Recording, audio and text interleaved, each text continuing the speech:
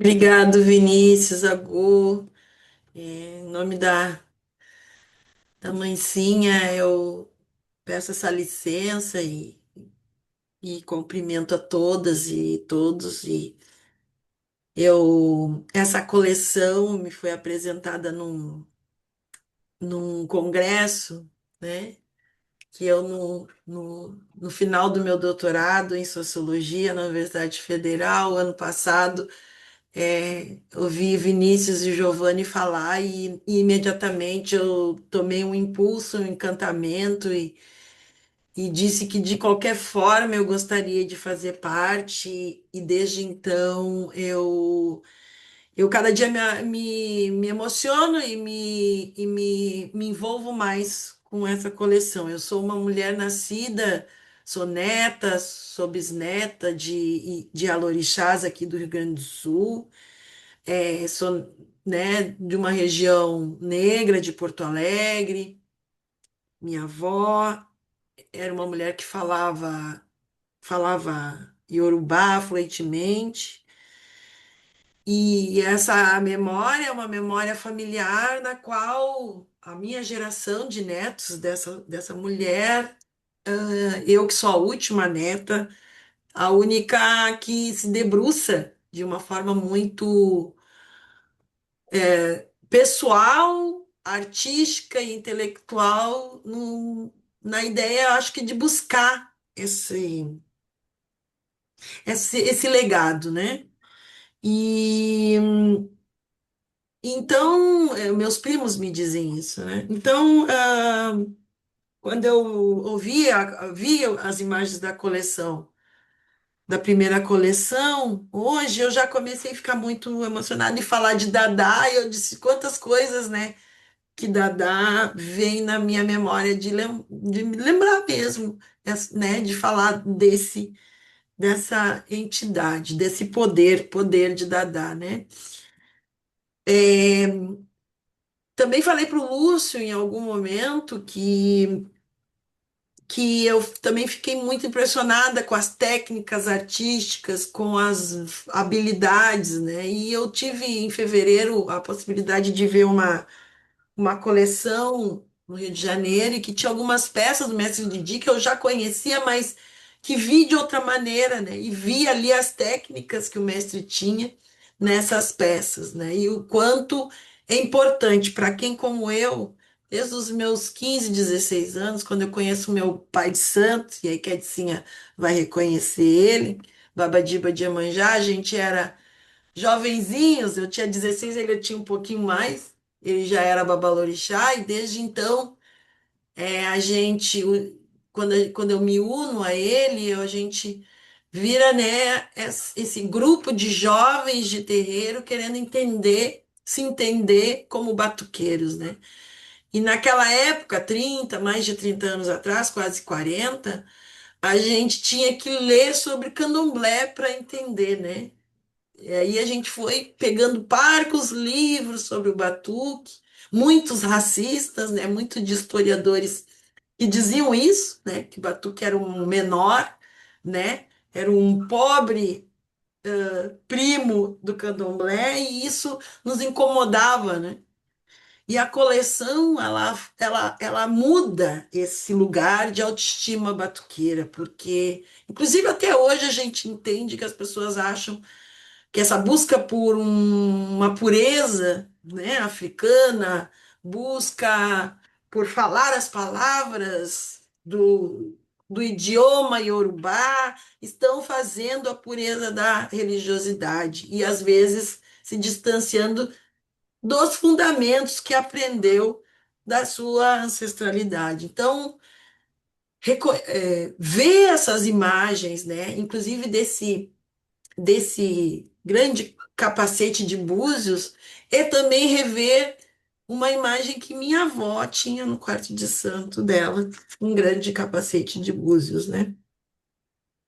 Então, é dizer que nós não somos e não estamos e não seremos nunca algo empobrecido em relação a outra religiosidade. Isso faz muito sentido para mim, que sou socióloga, que fico pensando o quanto de conhecimento temos desses africanos e o quanto seria bom na nossa sociedade se a gente pudesse reconhecer esses conhecimentos, porque a gente seria uma sociedade muito diferente. Então, eu fazendo, né, essa viagem com as minhas memórias, com as minhas referências, e que tenho dúvida que são referências da comunidade negra e da comunidade afro-religiosa aqui no Rio Grande do Sul, que hoje se destaca, né, no Brasil como um grande número de religiosos, a coleção Batuque ela é talvez uma virada, né, de chave nessa relação de pertencimento, nessa relação de origem, não só para nós, de uma forma autoestima interna nossa rio-grandense, mas como para o Brasil reconhecer, né, que existe no Rio Grande do Sul, né, algo que, parafraseando Oliveira Silveira, apesar de todas as armadilhas, a gente consegue ainda existir, né? Então, é muito comum a gente, né, ser estranhado, ser batuqueiro e ser daqui do Rio Grande do Sul e ser negro, né? Sim, somos, estamos, e a coleção, e aí a gente tem que agradecer, porque a coleção, ela dá esse tom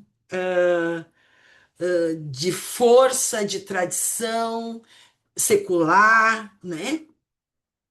E dessa relação de diálogo com outras e outros grupos étnicos, outras formas de arte, com esses trabalhos manuais, com esses materiais, né, que madrepérolas, pérolas, era muito caro. De que forma consegue tantos búzios num litoral gaúcho que não tem búzios? Como se conseguia búzios? Como se consegue esses artefatos aqui no Sul? Qual era o trânsito comercial e que até hoje, né, a gente faz esse. Até hoje, para nós, a gente precisa importar obi, a gente precisa.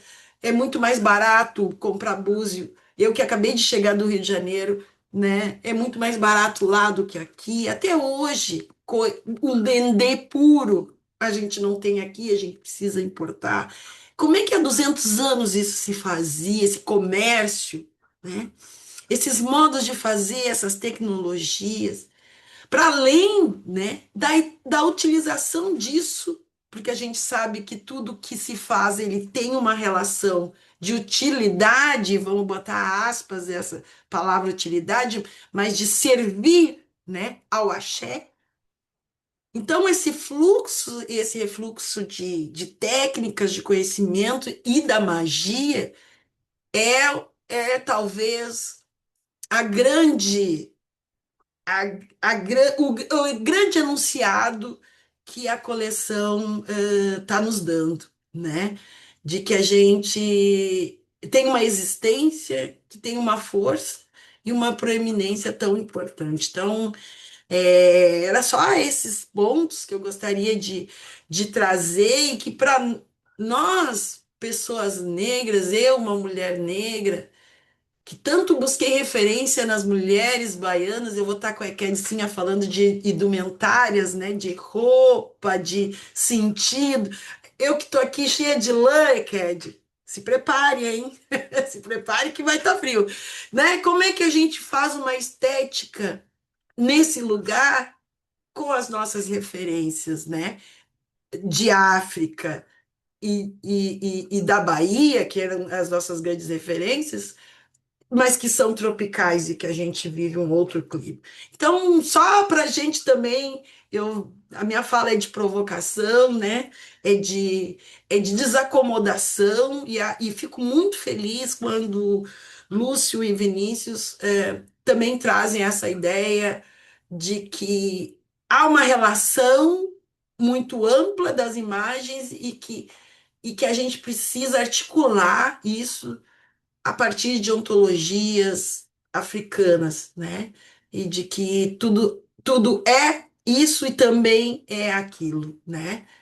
De uma abertura de se pensar. as possibilidades e existências que a gente, que os nossos antepassados e as nossas antepassadas puderam fazer com que a gente estivesse aqui hoje, né? Discutindo e olhando e sentindo tantas afinidades, tantas tantas coisas afins e tantas potências que podem vir, né, que a gente pode deixar como relegado para os que virão. Então, eu fico muito emocionada, estou muito emocionada e estou ainda pensando e refletindo, que eu disse para o Lúcio que eu vou precisar fazer algo que saia dessa cabeça e articule essas ideias, e a coleção tem me provocado várias coisas. Eu acho que era isso, não quero me estender muito também, porque essa reunião poderia durar a tarde toda.